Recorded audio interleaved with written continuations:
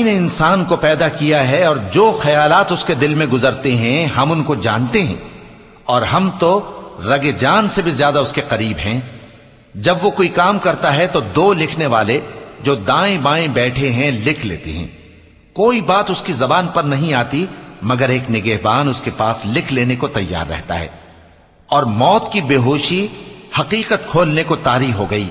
اے انسان، یہی وہ حالت ہے جس سے تو بھاگتا تھا، اور سور پھونکا جائے گا، یہی عذاب کی دھمکی کا دن ہے۔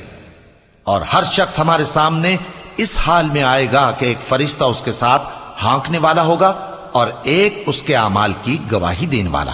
یہ وہ دن ہے کہ اس سے تو غافل ہو رہا تھا، اب ہم نے تجھ پر سے پردہ اٹھا دیا تو آج تیری نگاہ تیز ہے۔ اور اس کا ہم نشیں فرشتہ کہے گا کہ یہ اعمال نامہ میرے پاس تیار ہے۔ حکم ہوگا کہ ہر سرکش